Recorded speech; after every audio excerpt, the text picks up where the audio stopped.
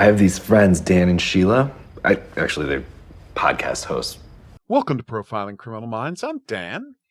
And I'm Dr. Redmond. And we are back for season 19. They did a double header this first week, so we get to talk 2 episodes. Maybe not in as much depth, as we're only talking about 1 episode a week. I don't expect this to take 2 hours, but I'm very looking forward to discussing it with you. Oh, good. Yes. I was not overly enthralled when I first watched them this morning, or I watched the first one. I watched the second and a good portion of the second one, and then I was busy for the rest of the day. So, right. Yes, we're sort of doing this later. So I watched the last 20 minutes of the second episode when I got back home. So yes, I'm ready to do this. But this morning I was going, okay, maybe I'm not in the right frame of mind to be doing this. And watching, and particularly this one. Yeah, some stuff is hitting with this one. I'll say that much. Well, there's a couple of especially that second episode. Yeah, there's a whole bunch of things going on here. Oh. And I wouldn't say, please. Oh, I don't know. Now I'm sitting here while we're talking and I'm remembering the first one and forgetting the second one. Don't worry. No, that was the Luke Alvarez stuff. Luke Yeah, Alves no. I just episode, remembered all I have to do. Alves, yeah. I just have to do that again. Okay, good. Like, just think for a sec. I'm fine. I just yeah, well, we'll see. I know. I'm right there with you. The world's a crazy place right now. Let's just say that. We've got a lot of stuff going on. It doesn't seem like you would think that somewhere along the line, the fates would just give us a break periodically. Just a little bit. It's not like we're doing anything to bring about all of this crap that's around us. It is not our fault. We're not going out there and getting ourselves like, if I was in my 40s, I kind of pushed, I kept pushing the boundaries and I kept doing all sorts of things. Yeah. But I am now much older, and it was my birthday yesterday. Yep. So, and I'm sort of sitting there, and then one of my sisters says to me, well, that's a lucky numbers. And I'm just like, yeah. As I said to my other sister, I was this thing, just let it up. Just let it up for a while. Yeah. And it's all barreling down sort of right now on both of us. It is. Yeah, it's all family related. By a ton of family stuff right now. Yeah, that's just like so bizarre. Mm-hmm. And it's not like we haven't tried to navigate around, and hopefully things will, but that's not. And then, so I'm just going, okay, maybe I'm not in the right frame of mind. Yeah. This morning when I started to watch the first one, because I had there were a few little things, but I was just kind of blah. I mean, the opening with JJ for sure, they're leaving the house. They're finding another house. That's not the opening. The first 10 minutes is the abduction, but yes. Oh, yes, the abduction. Excuse me. No, yes. We're just talking about it in formal order. But no, okay. Let's skip to something you really enjoyed. Then I'll talk about why I liked that opening so much in a second. But the JJ stuff was masterful. Oh, yes. For sure. That's what I said. It's just loved that scene. It worked very well. Mm-hmm. It really did. Leaving the house, Penelope is there. They're moving closer to Penelope. Yeah. The discussion of the so it's this empty nest, right? Yep. Losing the kids to college, like losing Henry to college, and the other kids only so much younger. Yeah. Yeah. Yeah. So, I mean, it was it was good. Yes. And I went, but then I'm just going, Mm-hmm. well, is there any place that I'd ever have been attached to like that? Well, no. Other than, I suppose, maybe my family home. Maybe. But, that before, no, but this is like before I was where we lived, before I was like 17. So from 17 up, Yeah. we moved when I was about 15, 14, Mhm. 15 into that home. And that home was there until after my father died. So maybe I would miss that place, Maybe. so that would, if I was to say I missed anything, but it is such a disaster right now. You can still go into it and see the the last time I was in it, because it was sort of for sale. Right. And so I decided to go and look, and I'm just going, the cupboards my dad built after they bought the house, and my dad renovated it completely. Yeah. The cupboards are still there. Now they've been painted and refaced and things, but the cupboards and stuff, there's still avocado stove and fridge. First time I saw Lazy Susan was in those cabinets. There you go. Yeah, and my mother decided she wanted a Lazy Susan, and my dad did it from scratch. He just figured out how to do it. Anyway, he Couple was of rings he and was some one ball of those bearings. people. Yeah. Yeah, it was before anybody. I don't know anybody else. This would have been in the mid 60s. Nobody else had a Lazy Susan like so that. this was the second home. They built our first home. Yeah. And then we were, getting too big, and we each needed our own room. So they bought a second home. They bought the second home, but it only had 2 bedrooms in it and an attic, and I slept in the attic. And it had a drop down staircase to get to the attic. And it was a small attic. And then my mother and I went to Europe, to Amsterdam, and then to spend the summer with the friends, right? And then my 2 sisters stayed home and kind of stayed with friends and went out to camp. And my dad built up 2 bedrooms. Yeah. So it had 4 bedrooms. And, his friends, of course, came over to put on that new roof. And I mean, it was a very communal, the whole world was very different. But I was watching JJ, and that's saying what goodbye came to the across my house. mind. Yeah. And the I'm thing going, is, I'm the same way. I mean, it's for different reasons, because in my childhood, I never left. I think 5 years was the most I ever lived in a single place. I don't have any. Honestly, I don't have I any also, strong connections to any of the places I grew up. Yeah, and the same thing with Redmond. I think Redmond was attached to Australia, and even in Australia, we lived in this one place. Well, it was on almost a super highway, and you kids actually ended up with lead in your blood because it was so much gas. It was fumes, right on the high. Well, no, and it was diesel. Yeah, like it was not unleaded. What a nightmare in Australia. Right. So anyway, we ended up moving when the lease on that was up. Yeah. We ended up moving, and that was that was much better. That was the Turak home, and it had, but you wouldn't remember much of that. It had a swimming pool in the backyard. I was left Australia when I was 2. I have no conscious memories of Australia.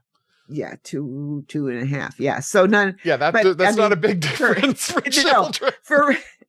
For conscious memories, no, that's not a big difference. No, and I was sitting and thinking about that, and how many times did we end up moving? Yeah, only because of that.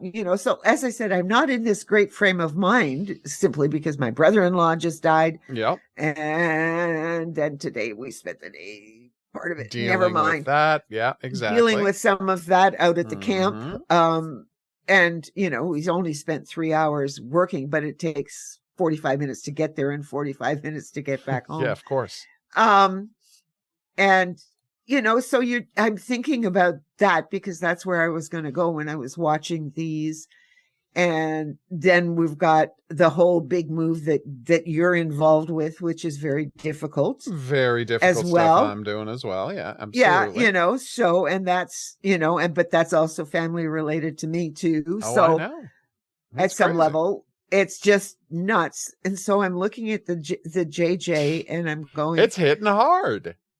well, yeah, but I'm going, yeah, I can understand, but I cannot relate. Because I am thinking about, because we moved to Australia, we moved to Paris. I know. If You I was flitted about, like, this whole idea of there being this is the childhood home. This is where I raised my kids. You know, all of our family memories are in this one place. It's an experience a lot of people talk about it, and I'll say it's an experience a lot of people have, but that is so completely alien to how we lived. Yeah. And it's not always. I mean, you would think, because I think that ultimately, even with your father, you know, yes, they lived, but he lived in a refugee camp. Yep. They didn't call it that at that point, right? No, but that's what it was. But in Germany, you know, and they came over when he was 5. Yeah. He and his sister, right, were brought over when they were 5. And then, okay, so they stayed there until basically the kids, couple of them, and they built a place in Ontario in the Muskokas, you know, and then, you know, and then everybody, we all moved everywhere else. That was the nature of, I guess, the 70s. Yeah. Beginning in the 70s, I think things were, and even in Ottawa, we just kept moving. I know. It's like I said, this is very alien to our experience. And I know. Because it's so alien to us, I just think that goes to show what a strong performance AJ Cook gets in the scene, because, well, you may not have seen anything of that. It's like, I think she completely sells. There's no lines in there, and she completely sells what JJ is going through. It's a fantastic scene for her. Look, I'm not complaining about that, but I'm saying it doesn't, like, I understand it. Like, I cannot relate to it. Yeah. That's a whole other thing. But I mean, I think she did a great job doing it, and it's really thrilling. I'm so glad that she was so miserable about leaving her childhood home, and she only had this one home. Yeah. But, you know, with her kids and her husband. Mm-hmm. But I'm going, yeah, well, okay, sure. I am not in a good place, and I am sure you got that real cruel, must be nice kind of look at it. Well, and 5 years from now, I mean, maybe if I go back and I rewatch it, it will be a totally different experience. It won't give me these sort of weird PTSD moments, you know, the way it's or whatever now, you want to call it. Yeah, no, I mean, because it is. I'm just looking at it and going, but I don't have it. Redmond didn't have it. You didn't have it. Nope. Your biological father didn't have it. No. I mean, so much so that in the last, they had 3 potential moves until the last where they are now. Oh, yeah. They were building a house in Florida, and then they decided to build a house in Delaware, South Carolina or something. Or, just flitting about then, from state to state. And then they decided they didn't want to stay there, and they moved to someplace else. And I'm just super going, weird. Yeah. I don't know. For nomads, this kind of thing. And this is ironic because today, you know, I've been living in the same place for 20 years. I'm fine now. Don't make a big deal out of it, but it's not how I grew up. No. And weirdly, if I had to move from this place, I probably wouldn't get that emotional about it because, and this is the key part, and this ties into some of the themes of the episode, I wasn't raised to care about places, fundamentally. Yeah. I wasn't raised to invest emotionally in the places where things happened. All that matters to me was the people I was with. And I think that has fundamentally, you know, altered my perception of things because I don't care that much about places and I don't have nostalgia for schools I went to or places I live. Not really. You know, I have memories of the things I did and the people I was with, but the places themselves, no, they're just places to me. places are they're just buildings. Although Exactly. I do admit the one on Sherwood Drive. It's a beautiful house. Yes, but that's just objectively a beautiful house. Yeah. But that's not, it's Yeah. like, So it was, I'm not saying it was I'm great. incapable. I'm not saying I'm incapable of knowing the difference between a nice house and a bad house. See, that's what I'm talking about. Yeah. That's what I'm talking about with this thing with JJ. Yeah. And we have gone on the journey with this house in evolution. Oh, yeah. Right. I don't think we ever really saw any of that in the regular. Well, we did in the episode where we didn't see much of it, but yeah, they did the episode where she does the breakdown of the case of the burned up child. Yeah. Right. And there we saw them at home. But you're right. We didn't see that at home much in the original run of the show. But Evolution, we've spent, as you say, a lot of time in that house and with those characters. Yeah. Exactly. Yeah. And so it is it was an interesting experience watching it this morning, that and particularly that segment, because we can now go back to the opening sequence. Yeah. And I thought, and so the thought that ran through my mind is the fans are going to love this. Because they love that case of the week. Because they love that case of the week. And I'm watching it and just going, oh. Now, it turns out it was an interesting, and we'll get into that. It's a very interesting case of the week. But that opening. It's very interesting, but that opening was just, I'm just going, I can't. You can't put up with this kind of brutal horror setup. I completely right now. I'm not in the frame of mind that I can take it. And it is. But I did. I watched it. I'm not saying you didn't watch it. Not... I'm saying what I want to point out is it was an exceptionally well done opening sequence. Oh yeah, I think it was really good. I can't say enough good things about what these people have done with the extra 20 minutes they have every week. Mm-hmm. Because not only do we have more room for these kind of character moments with JJ that we see in this episode, for that great little scene with Emily and David, right? That we get right before the JJ scene. Like, you got these, but you also get, and this is what we talked so much about last season, you get room to spend time with the victims, to fully humanize and understand the victims in ways that we just didn't get in the original show. And I love that about this. That's why people love the episode where the girls, and that's the episode this is most similar to, right? North Mammon is why do people love that episode so much? Because they actually spent time and humanize the victims and make them understand, like, just so you really feel the situation. Exactly. Yes. And you feel the situation they're in. Yeah, and that's what they did here. You feel like you're having a mild, it's a mild callback to a few episodes. Absolutely. The Killbillies, initial run. Yeah. The crippled father who wanted his, the electrocutioner is what he called that hotel. Like the hotel with the rapist, the electrocutioner who wanted his son to continue committing crimes. You've got the Killbillies murdering people out in the woods where it's a set of brothers. Like, they are using pieces from a bunch of different episodes, but I think you can say that it is solidly its own story.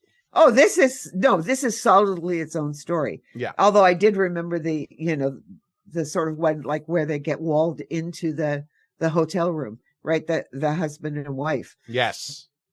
Because that to me is because these people that's what's happening here. But it was you're thinking of the Will Wheaton episode. Yeah. Yeah. Yeah.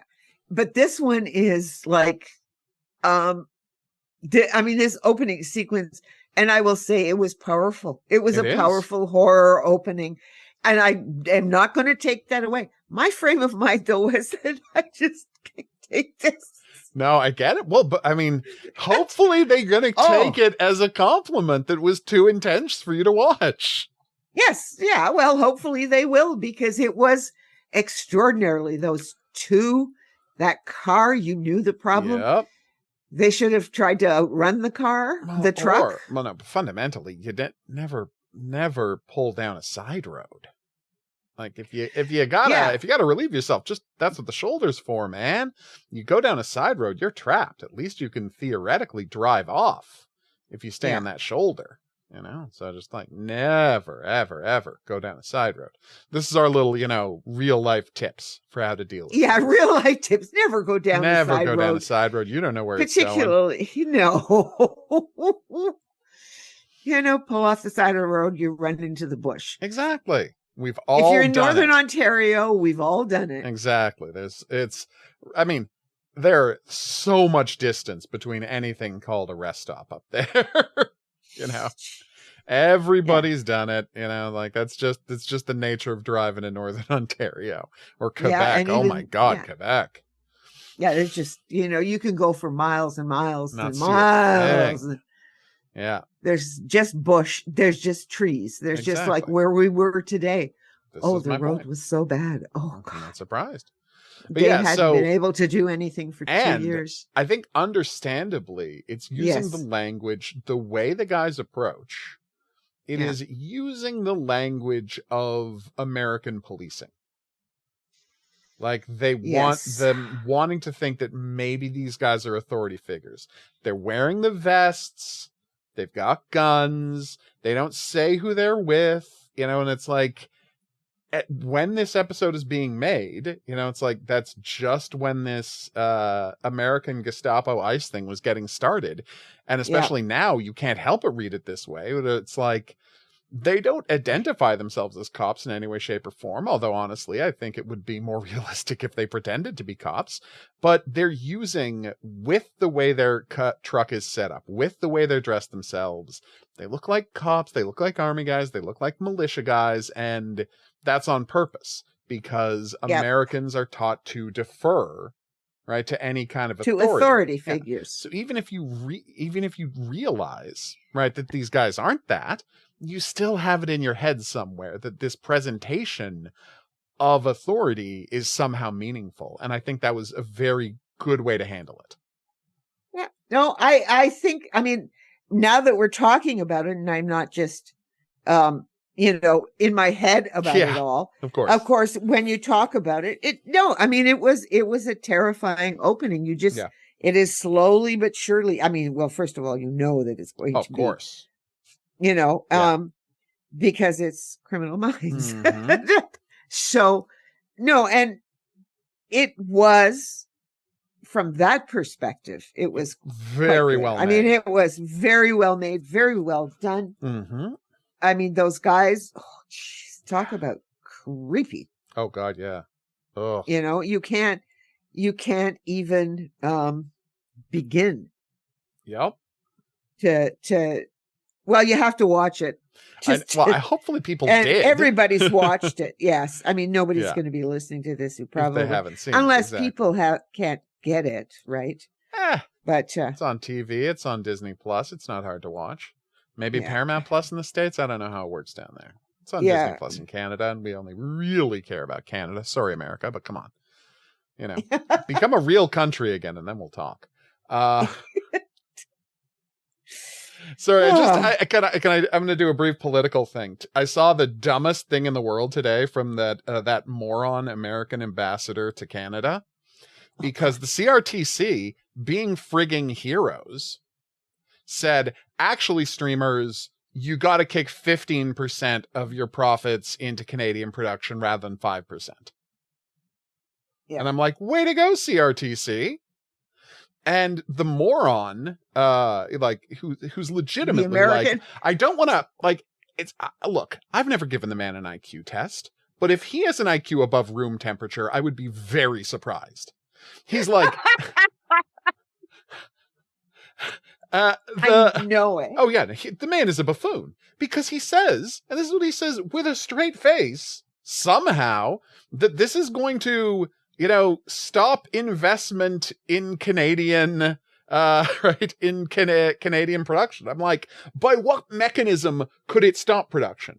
Because if people don't know what the CRTC is, basically, if you want to show things in Canada, you have to pay to make things in Canada too, because we're not going to get culturally overridden by the United States. It's as simple as that. Yeah. It means that X% of songs you hear on the radio have to be by Canadian artists. Television things programmed on television have to be from Canadian producers, and so on and so forth. And American companies can get around this somewhat by filming stuff in Canada And that way, you film in Vancouver, you film in Toronto, you film in Montreal, it can count as a Canadian co-production, and that way it counts towards a broadcaster doing that. And with streaming, that's more difficult because it's not a broadcast, people can watch whatever they want. And so the rule is, this is the rule they made up for streaming, and it's a damn fine rule, that, okay, all the revenue you get from Canadian subscribers, you got to kick 5% of that into making TV shows and movies in Canada. The CRTC fund for making movies and TV shows in Canada. And now that's being kicked up to 15%. And he's like, this is going to hurt production. How? By what mechanism could it hurt production? All that's happening is more money is going. And they're like, it'll drive these streamers out of Canada. You think they're going to stop? So, okay, Netflix, leave Canada. Who cares? You know? You know, and and then you think about it, there's all sorts of stuff. Like, I just started watching that thing called, they call it Murder or whatever, about the writer with Brooke Shields. Oh, yeah. You Kill Me. Yeah. Well, it's all filmed in Nova Scotia. Yeah, of course. You know, it's and that the would same count thing. for the CRTC rules. Yeah. You know, and it's as simple as that. Because they're using and then they start to use, of course, they have to use cameramen and the rest of it. No, the entire crew is Canadian. You know, like a cinematographer might fly up, but frequently they don't. Yeah. Frequently they just hire a local cinematographer. Directors might fly up. Sometimes they don't. And your lead actor, your Brooke Shields, is gonna, have to fly up, but Tom Cavanaugh's Canadian. You know? So yeah, I mean, it's just, it offends me. I am personally, as a Canadian, offended by how stupid these people are. Yeah, and so no, we have our cultural. I mean, there is talk about, you'll always get people who want to say, well, I don't know, we probably don't need CanCon rules anymore. Yeah. Excuse me. By the way, the first time this happened to me, was literally, I found out about Canadian content. This is true. When I was in 8th grade, there was a program where we did a week of like a high school class to get you ready for high school. And I picked a law class. And in the law class, one of the topics they discussed was the Canadian content rules. And the college student who was teaching the course didn't think this was valuable because it said that Canadian culture was inherently inferior. And I'm like, and again, this is me in 8th grade.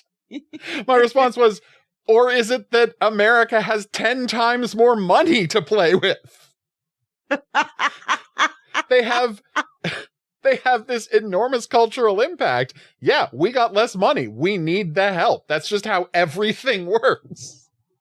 So I was already pro CRTC in middle school. And no, my opinions have not changed as I've worked in the Canadian entertainment industry. It's tough enough. It's tough enough without the government kicking some money. And so if we got to make Amazon and Disney and Netflix kick some money to make Canadian TV shows, yeah, we're going to do that too. Yeah, because and it has been very helpful. Even though Canadian news is no longer on Facebook, boo. I know. It has, because other places are still.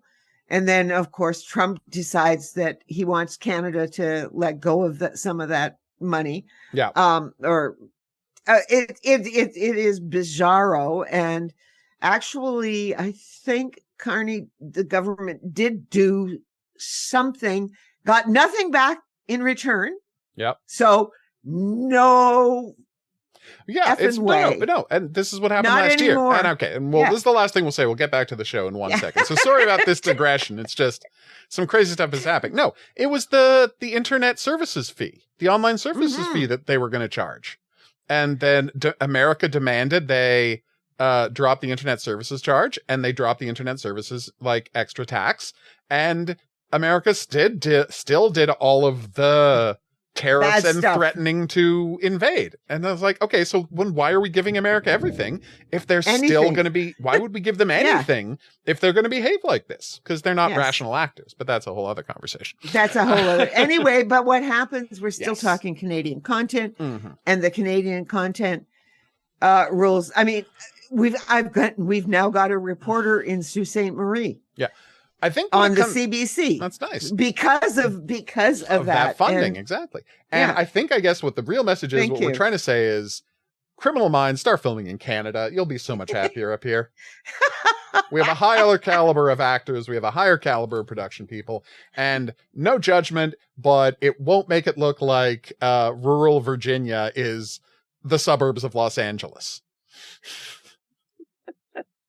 It's just both episodes this week, like the crimes are happening right at their front door, right near where they live. But it's like so obviously first in the first one, California, those sparse brush forests. And the second one is like so obviously those California suburbs. Yeah. But it's okay. No, it's fine. It's, I'm not, we're used to it, and it's not a complaint about the overall episode at all. It's just from a production standpoint, we find our fun where we can. We used to complain about the writing on the show. Now we got to find stuff to complain about because it's a well-written show. Yeah. I mean, this episode, I guess, was solid. Let's talk about the big part of this episode, the most important part about this episode, and the most interesting question of this episode, all of the Jerry Ryan scenes.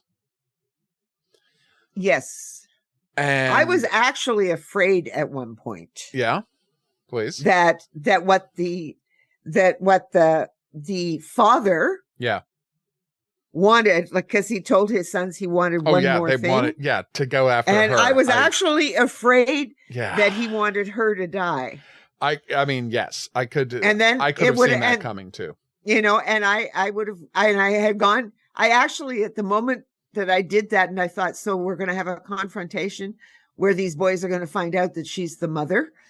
But no, it didn't go that way. No, so that's okay. It didn't, and it's fine. I had no complaints with the way they went because I didn't want it to go the other way. Yeah, but fundamentally, the thing about the Jerry Ryan stuff is, and I don't know if we're going to see her again this season.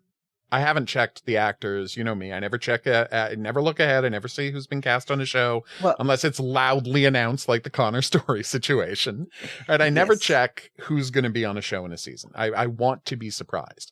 Yes. If they wanted to, following up with her character would be the most fascinating thing.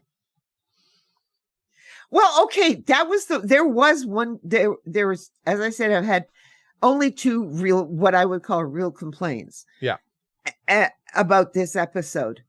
And it was, the one is the Jerry Ryan thing that she talks about how her therapist says blah, blah, blah, blah, blah. Yeah. And then later on, she goes, well, I've never talked about any of this with anyone. I know. And I'm going, you mean you have a therapist who is not going to make you go through all of this? But the weird part is, I believed that. I believed that this is the woman who has shut this off completely. And, she's got this good life now and she can just pretend this horrible thing never happened. And I know, I think we all know the kind of people who can go to a therapist for years and never be willing to actually talk about the thing that hurts them the most. Who just dance around the edges for years and years and years. Years and years. Like, how many people do we know like that? Okay, see, this is what I'm saying. Yeah, so, I mean, I actually found that very plausible from her character, that you can be this person who knows that there's this dark thing in her past, and she's just like, I can contain it. And that's why I found her character so interesting, and that's why I would be interested in seeing her again. Like, knowing that these sons survived. And I mean, I'm going to say it, like, she says, I didn't hear anything from them, so I assume they died. I'm like, you're choosing to remember it that way, man. Yeah, you're choosing to believe that. Yeah. There were 2 whole babies born, and neither one of who are both healthy young men now, and neither one of them made a sound. No, you're choosing to believe that because, let's face it, the other option is too horrible. You wanted to pretend none of this happened, and you've lived the rest of your life like none of this has happened. And I understand why you did it, and I don't even think that, like, for your own health, it was the wrong thing to do. But it's like, no, on some level, you understood that you had these sons out there. You And- had twins out Yeah, there. exactly. You had They these were two sons out twins. there. Yeah, Yeah, and I mean that was a really good reveal it was. when she said she had twins, and then You finally get a immediately good we look at know. both of them. For the Yeah, first time, we get a good look at both of them together, and you're like, oh, of course. Yeah. But I mean, it's like it was really the reveal. Like when you find all of that stuff out is really good. Yeah. And then you go to them with their father. Oh, geez, that was wonderful. Yes, well, it was horrifying in many ways. Yeah. Which brings us to the other thing that Mm-hmm. now they corrected it sort of during the discussion when David Rossi goes and Emily Prentice go to see the father. Yeah. Right? They correct this, but there's because they talk about twins, and there's Luke Alves going, how did he put it? It was in their DNA. And Yeah. and that was right. That was close about halfway through, right? Yeah. It was in their DNA. And I I know. That finally got me. That finally got me engaged. Yeah. You don't want to with hear the that. episode.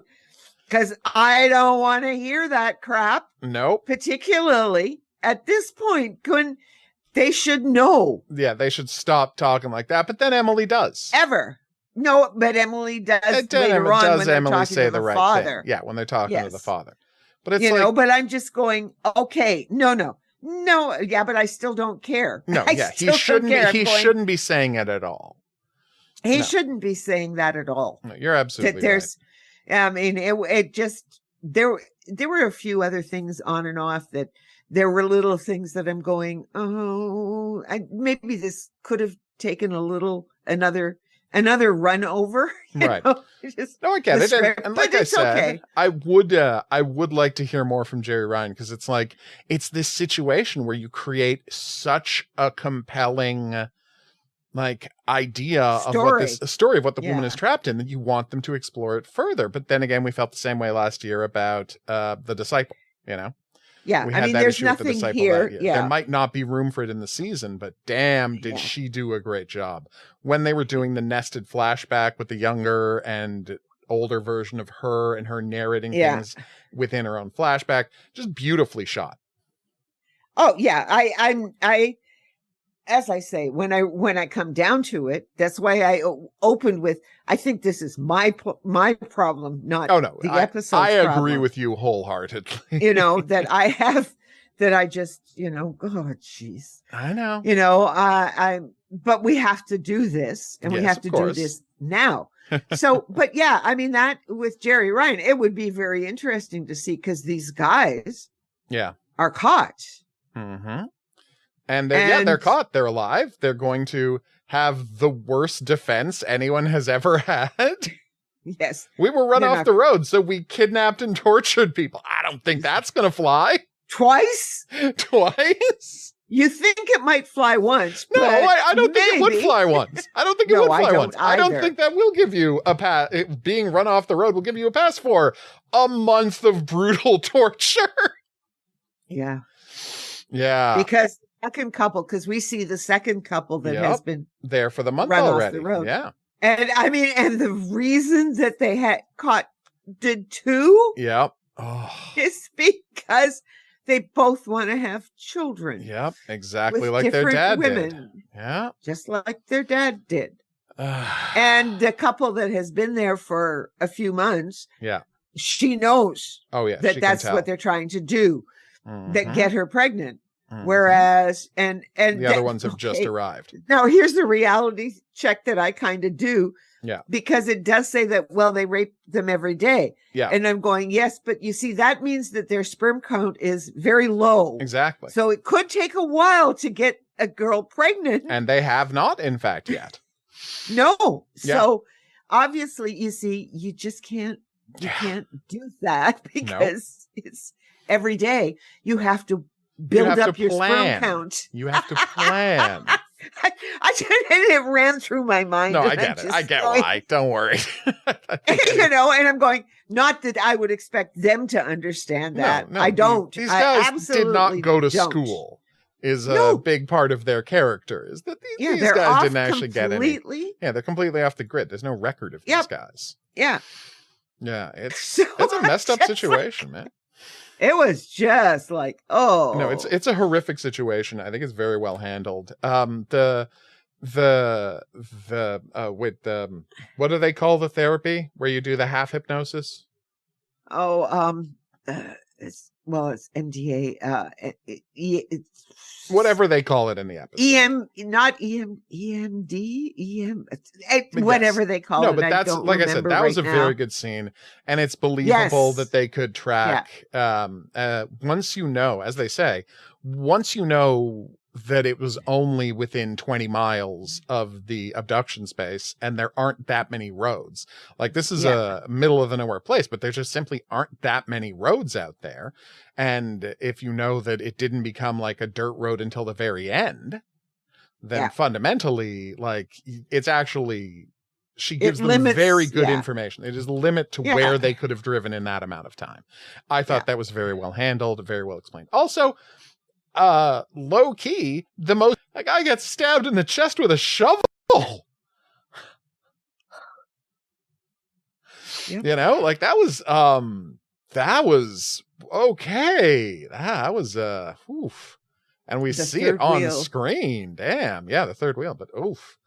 One thing that I found very interesting with that, and the reason, like, I would have appreciated more with Jerry Ryan, and if we get more in the future, I would love it. Because, right? Because they did so much with Voight, and him considering talking to the families of his victims, right? Yep. Like, it makes you think, well, what could they do with the Jerry Ryan character dealing with a similar issue? Because she theoretically, what are her feelings about the guy who, you know, killed her boyfriend, but for one reason or another, didn't kill her? Why not kill her as well?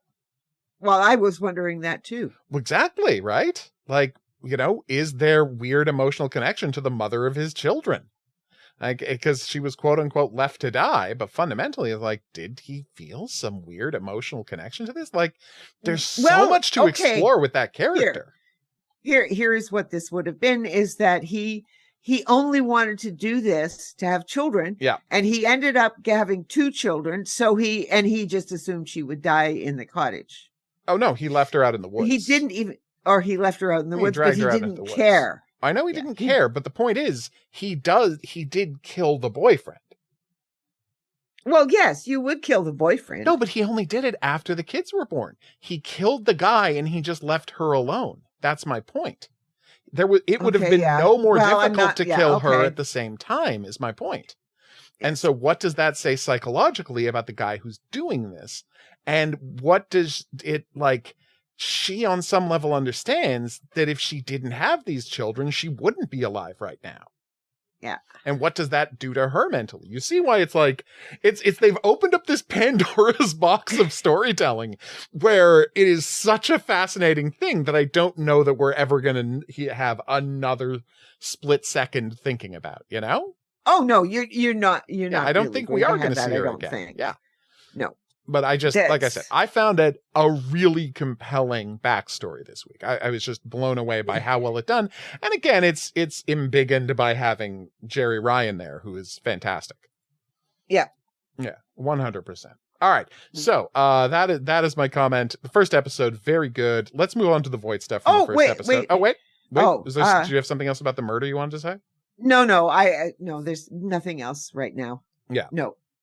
Yeah, no. But no. So the Voight stuff, very good. Oh, Ghost David, such a perfect choice. So now he's, Dave used to have Voight in his head, and now they've swapped it up. And I'm like, yes, please. Oh, that was fantastic. Oh. Yes, we like Ghost David. Mm-hmm. Yeah. We really like Ghost David. I thought he played that fantastically. Just like, again, the reversal The reversal of what Voight was doing in Dave's head, right? And now to have it 2 seasons ago, to have that flip back around is so well done. So much fun. And yeah, they have found an interesting use for Voight this year. Breen was right. Yep. Like dealing with the impact of all of this, both on the families and on society at large. Because let's face it, is this show going to be willing to do what I've, maintained all along, in some way indict David Rossi for his profiteering over tragedy? We'll see. Because he doesn't want to go. Has the Voight shifted his understanding? Because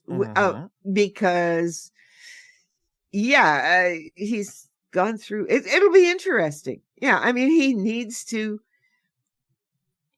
It is funny with Ghost David, right? Oh yeah. Well, and what I find interesting is, right, because Tara asks Voight, it's like, did reading, David Rossi's books turn you into a monster? And he's like, no, the horrible abuse of Cyrus turned me into a monster, but fundamentally, David Rossi's books showed me that I wasn't alone. Yes. Right? And that there was a framework in which I made sense and that I could cope with these horrible urges that were abused into me. Yeah. And again, we're not saying David Rossi is responsible for what Voight did, but, to quote Scream, he certainly made his psycho more creative. Like, and this season's episode, I'm very interested to see how it goes, because who is this season's villain? He's a true crime fan. Like, that's the definitive thing that we know about this guy so far.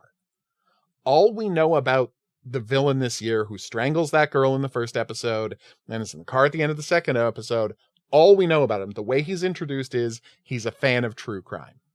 And he's pissed off at how it ended in the second episode. Yeah, about what Voight had to say about it. Yeah, we'll get there. But the stuff with Tara was fantastic. Yep. Right, Tara and Voight was fantastic. She's back interviewing psychopaths, her real passion. Well, and the thing is that Rossi won't go. No, of course. Yeah, of course he won't. Like, we understand why Rossi is fobbing this off on her. Well, I would, and what I would say, with the support of Paget Brewster, and we can remember what happened with that one case, and that was before, of course, Tara was there. Yeah. Where he would go every birthday, his birthday. Yeah. The womb raider, Jesus Christ. Yeah. But that guy was holding something over Dave, whereas this guy, it would just be, David's relationship with, they have a very complicated he tried to kill relationship. David. He tried to kill David, and they have a very complicated relationship because he did indict, David's whole history of, writing true crime and being bad at it as being integral to his evolution as a serial killer. To again quote the title of the show. He did point the finger at David somewhat, and we can talk about, and David doesn't want to have to deal with that, because look now, and this is where I'm wondering, how much are they going to indict him? How much are they willing to talk about this? Because we have full stop seen in this episode that all his publishers want is for him to write about Voight. Yeah. And he doesn't want to, because, he's still not over what happened. He's dealing with it better, but he's still not over what happened. And at the same time, of course, they only wanted to write about Voight.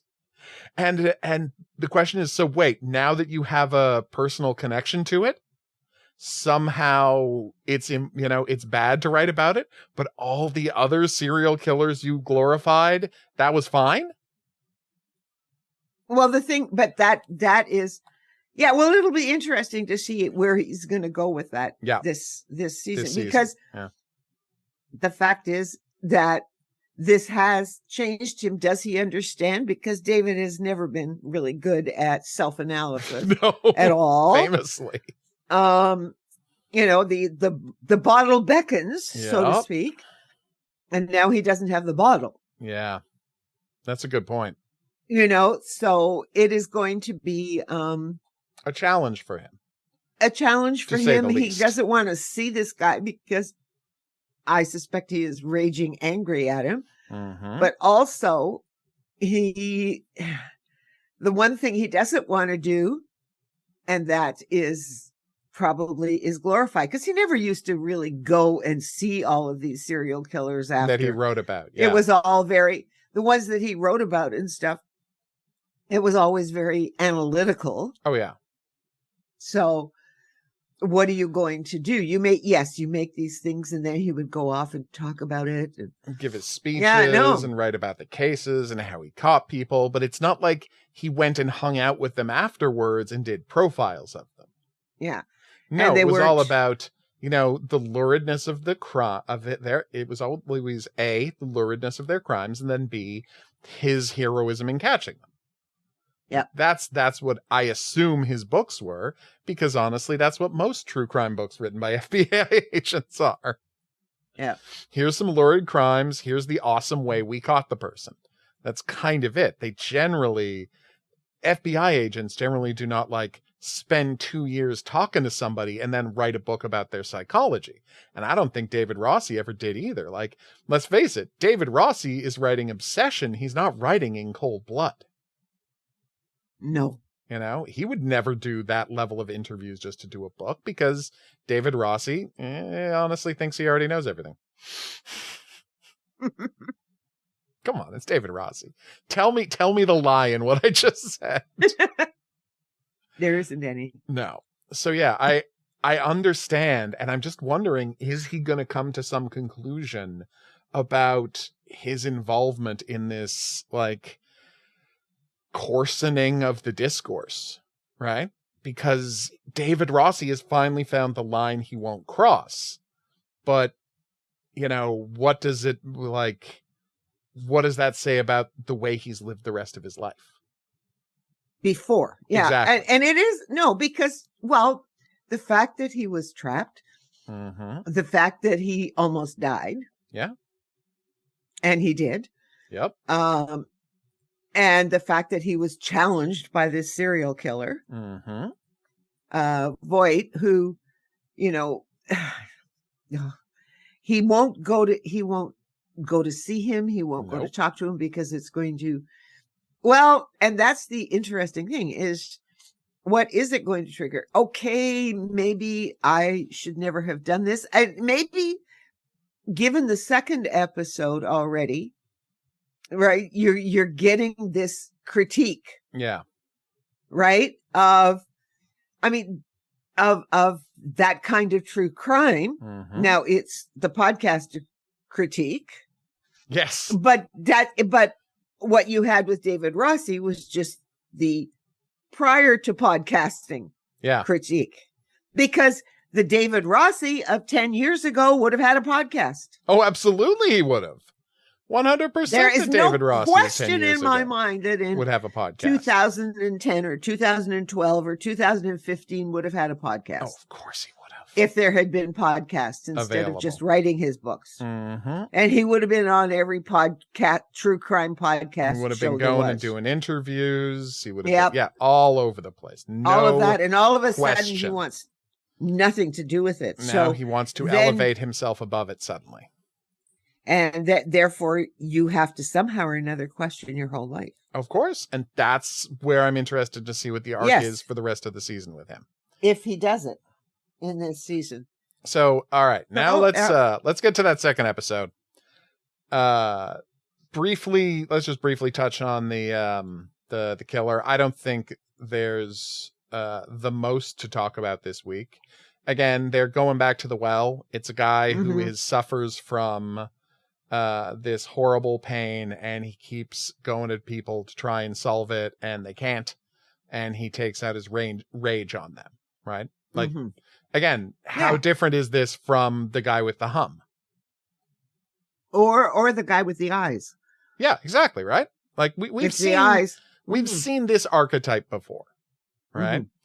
I think the Hum, of course, was more complicated because of, I mean, our whole conversation about the death of his wife. Right. But I mean, it's not even this guy giving people lobotomies isn't even that far from the Hum guys drilling into people's ears. Yeah. You know, like it's actually very similar. But I mean, it's they find him in a realistic enough way. I think their logical leaps make sense. It's just, I didn't find the case of the week that compelling because I'm just, you know, it's well handled. I think when we meet him, the guy does a really good job as an actor, but fundamentally I'm watching and it's like, I think we've seen this plot before, you know? And yeah, but lots of people wouldn't have because they haven't watched the first 15 years. So this is great. No, it's well it's well done. But my point is what I've been caring about lately, and this is what we just talked for 20 minutes ago in the previous, you know, earlier in this podcast, is the focus that gets put on the victims and the humanizing of the victims and showing their pain and their fear and showing them as real people this stuff is happening to. And we don't get that at all in this story. You know, like we don't really spend any time with the victims at all. Finding out what the victims did. No, we spend time with Luke. Yeah. And we spend time with Voight. Yeah, and exactly. of course, the podcast. Our beloved Paul F. Tompkins, yes. Yes. On the Paul F. Tomcast. Oh my God. We'll talk about that scene in a minute, but let's just deal with the Luke stuff. Man, when they showed him the graveyard, I'm like, oh my God, I can't believe they killed his dog. I was not ready for that emotionally. Oh, that hit me so much harder than I thought it was going to.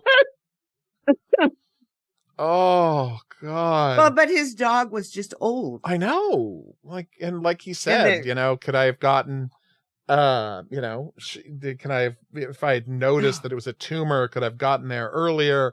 And it's like, man, that's a big dog. And she's like 16. She didn't have a lot of time left, man, no matter what. But that poor girl. Oh. Yeah, the vet. Yeah. You mean? Oh, no. I'm talking about the dog. Oh, the dog. Well, yes. Okay. I know. I thought it's it was weird to say dog acting.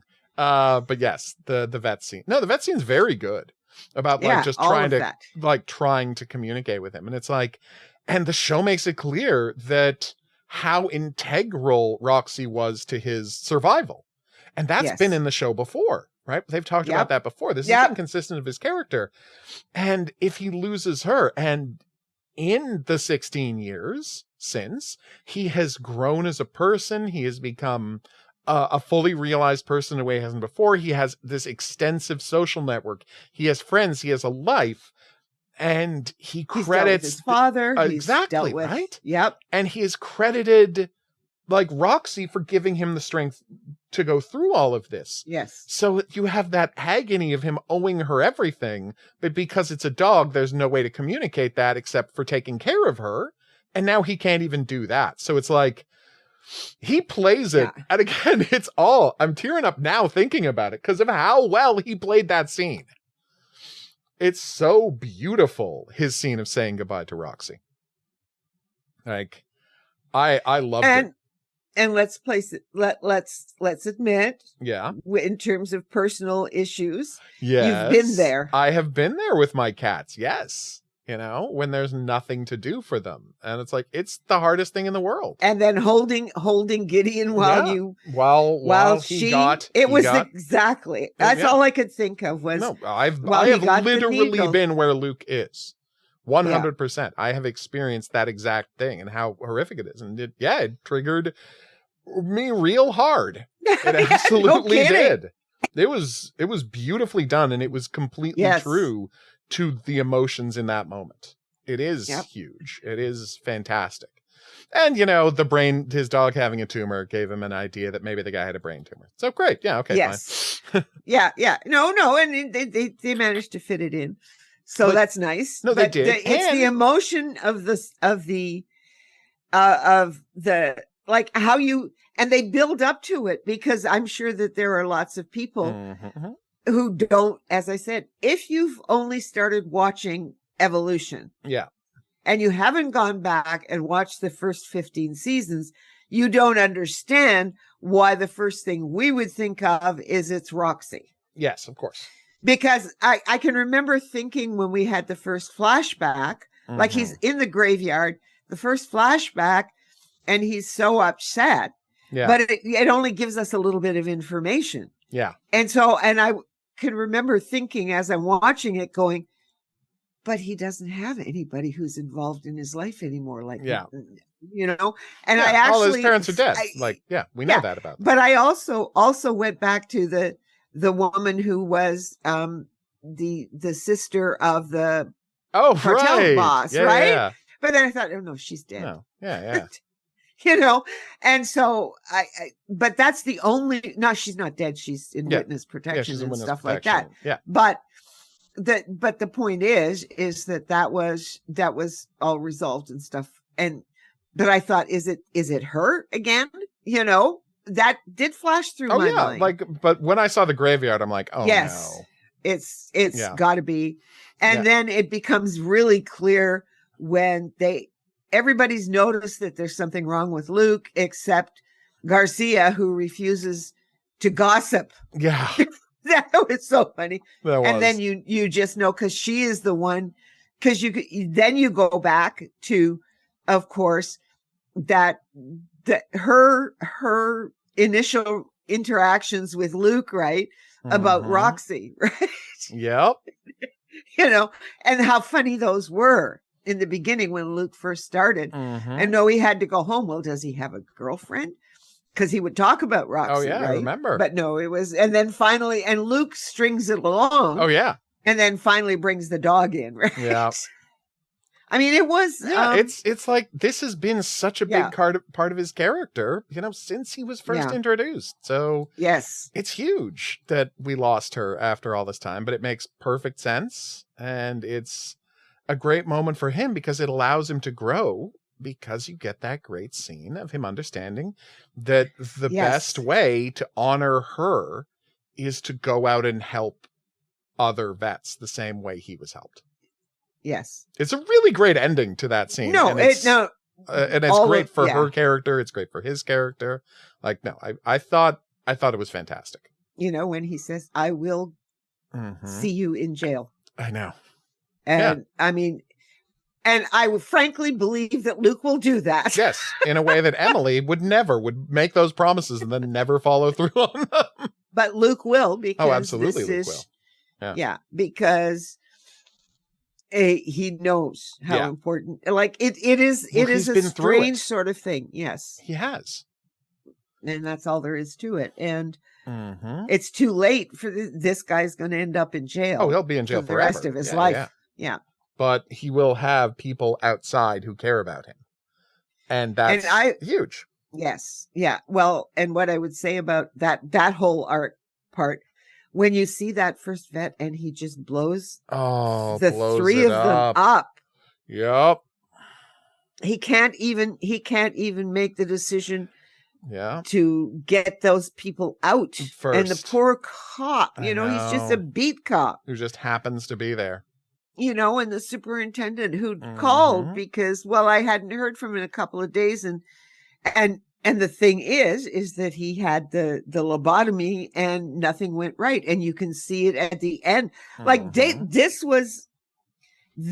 for me, it's funny. We started off talking about the second saying, well, it's just, you know, it's not, but it was, I'm not saying it's not powerful. A rehash, it is, but it was powerful. Yeah. Like and these poor guys that he's doing this to, and it doesn't even, you see, there was the hypothesis somehow or another he's getting revenge on all of these people, but he's not. Yes, the neurologist for sure, but it wasn't the case, you know, with the soldiers. The soldiers. Yeah. That was just trying to take away their pain because he couldn't get his pain taken away. Yeah, exactly. Now, why he didn't try and lobotomize himself to get rid of the pain, but they do explain that it gives him dopamine. Yes. Right? And then that makes the pain, it relieves the pain. So he's on his road to becoming. Would it be better if he had just turned to heroin? I would say, yeah, probably. Yes. To give him, or something to give him dopamine. But exactly. Like there's this thing called heroin. And now I'm not normally going to advise people to take heroin, but if it's that or serial kill, maybe try the heroin, just putting it out there. Maybe try the heroin. But then again, he was a soldier. So no, I get it. Well, soldiers doing heroin. It's not like that's a new thing I just invented. Well, no, but I'm sure that because he's an Afghan survivor? Oh yeah, no, absolutely. You're right. So, and that therefore there's some pretty intense associations there. Yeah. And so you would not, and because I think that there would have been other drugs that would have, never mind. No. We don't have to go along that line, but people, there was such the cocaine and the heroin business coming out of Vietnam, for example. Yeah. That's what I was getting at. Yes. Yeah. And the fact that after they invaded Afghanistan, suddenly the world heroin market had 60% more heroin in it. And they called it, I don't remember what they called it, like Chinese brown heroin or something like that. Anything to keep from admitting that America had just massively opened up the heroin market by invading Afghanistan. Well, because what they used to do was call it China White. Yeah, exactly. And so they're like, oh, yes. They really want to. Yeah. They really want to give this to China. Yeah. And China's only association with all of this is that England forced China to buy opium. Yes. But they love blaming other people for the stuff they're doing. It's part of the colonial project. Yes. All right, so let's talk about the Voight stuff this week, because he is emotionally shattered by the fact that the divorce is being finalized. Right? That there's been a Yep. Yeah, the divorce is finalized. He's never going to see his family again, and at the same time, he tries to offer someone, some kind of closure, and he finds out that they think he was a government assassin. He was an assassin for the government, and he'd been trained by the BAU. You're just sort of sitting there going. And then he says, well, where did you hear this? And then boom, that's Brian, Paul F. Tompkins coming back. Oh, like slamming through the wall like the Kool-Aid man back into the world of this show. He's so good in this episode. He's so funny. At the same time, JJ has discovered that Henry, I guess, has been listening to all these true crime podcasts. Yeah. Well, to find out about his parents' world that they never talk about. I get why he does it. Yeah, completely. Sure. Yeah. And then he finds out about the Sicarius files, which I have the poster of right over there. I'm looking at it right now.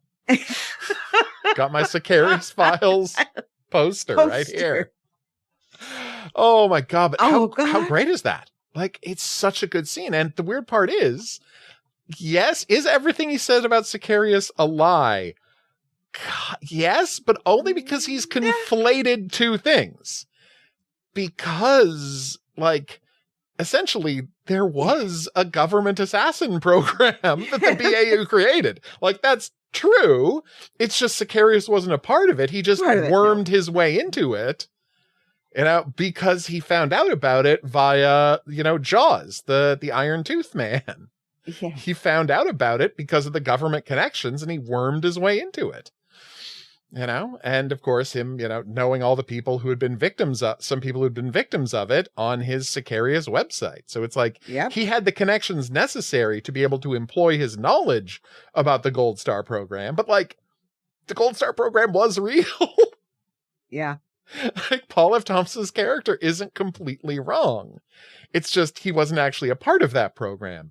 But all of the wheeling and dealing Sicarius did, where he was going to not have to go to jail, it was because he was able to blackmail the United States government with knowledge of their secret assassin program. Yeah.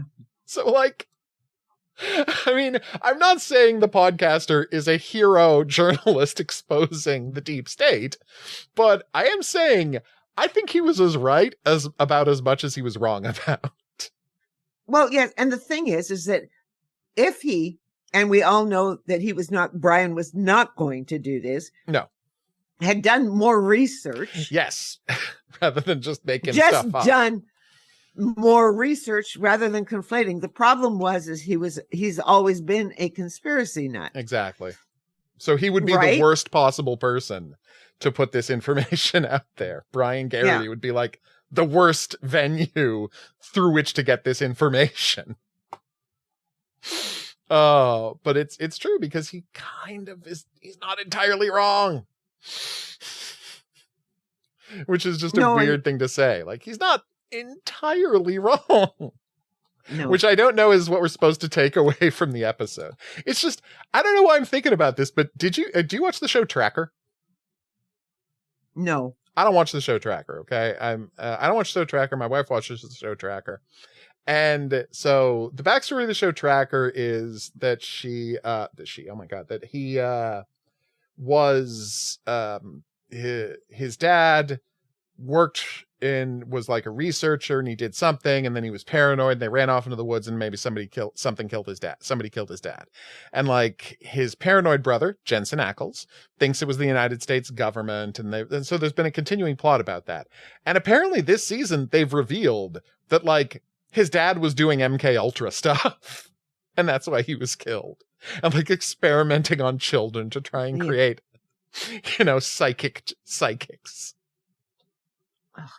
I know, I'm not saying it's a good show, but my point is that it's like, it's so weird to touch on the MK Ultra stuff the way Criminal Minds did in the Gold Star season. And why the Gold Star season was so interesting is because we now know it started out as their version of Bug, right? With this guy who was just delusional and thought that there was a conspiracy. And he dragged this poor woman into his delusion. And that's how they started the season. And as we learned from Breen, they wrote up to like episode 7 or 8 and then said, actually, no, this isn't working. We have to throw this away and start it over. Because the fact is, the US government does do stuff like this. They do have secret torture assassin programs.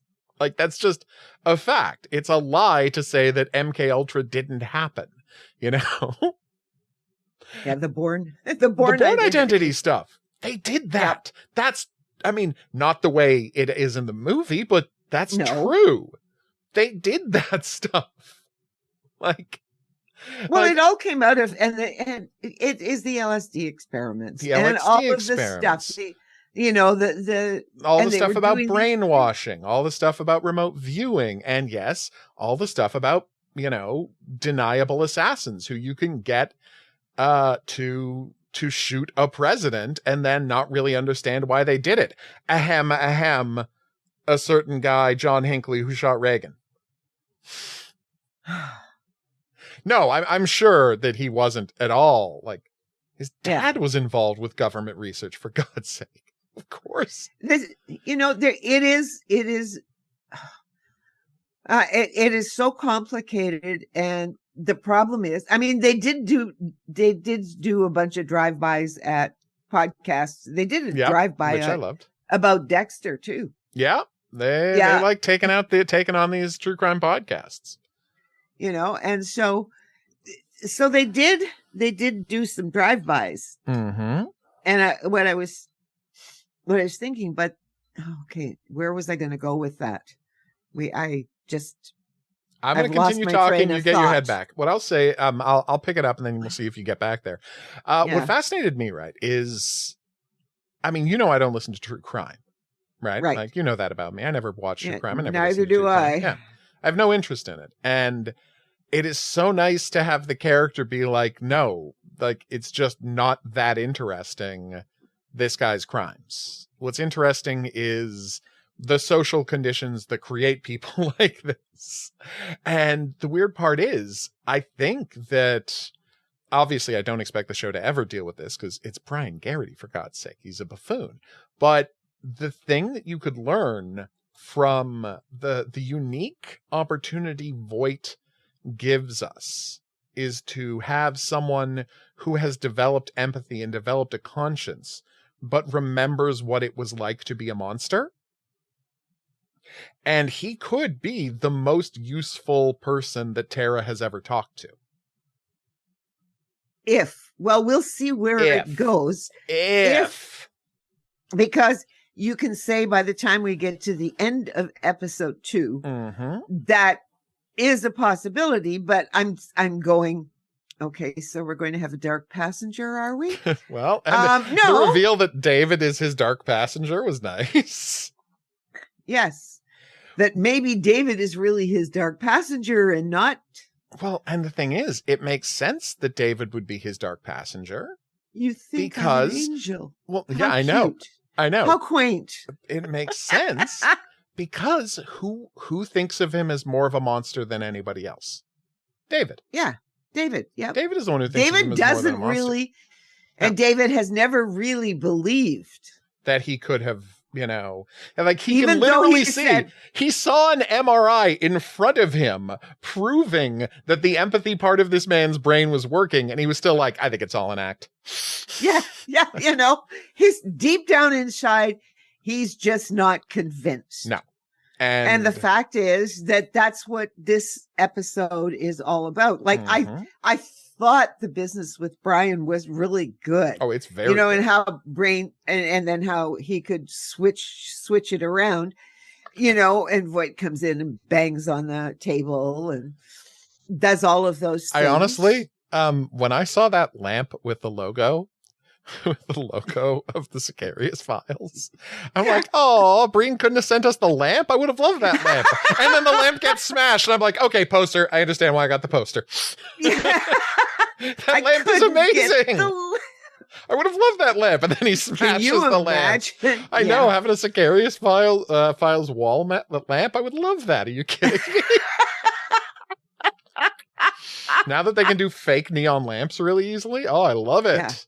Because you can make LEDs that you twist into whatever shape you want. It's not like the old days with neon where you have to like have one tube and then you black out certain parts to make the letters you want. Now you can just shape LEDs into any shape. It's fantastic.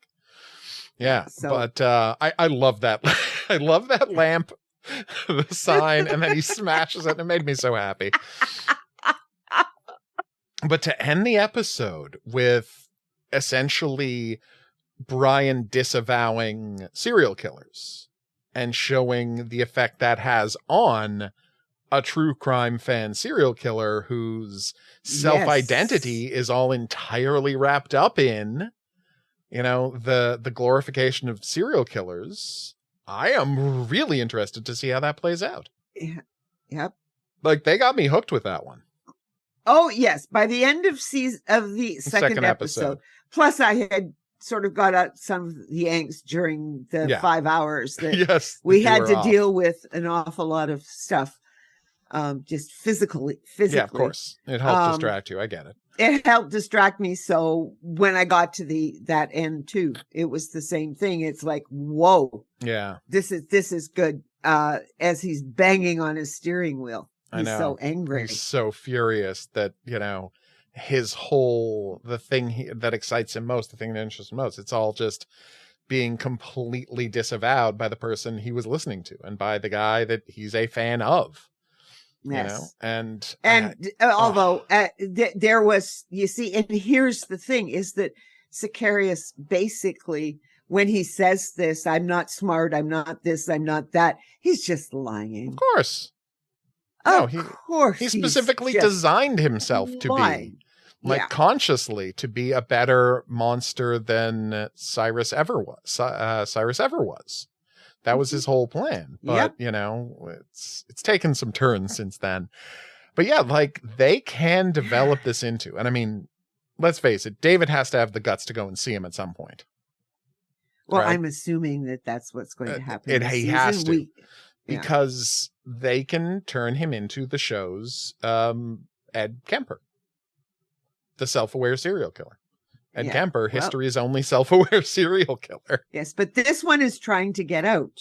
No, yes, we think he might be trying to get out as well. Because let's face it, trying to doing the right thing feels noble, but having to do the right thing every day for the next 50 years of your life, that can look a little rough. That can feel a little daunting. So I understand why he Boring. wants to feel. Yeah, exactly. I can understand how he feels like he might want to flee. We'll see where that goes. Well, he, like Dexter, is an addict He is. and needs to have the rush, Mhm. and he could do without it for a while, But at a as certain we point, saw with New Blood. Yep. But at a certain point, well, I mean, that's why it's good that he's in prison, because he's kept away from temptation. But we'll see what happens from here. Okay, so yeah, I gotta say, I think it's off to a really good start. Yeah, it is. We've had a couple of things to complain about, obviously, but fundamentally, it's off to a very good start. We got great emotion out of both of the episodes. We got really intriguing stuff. I think Brina's right that they found a really good use for Voight. Yes. And they got strong cases of the week.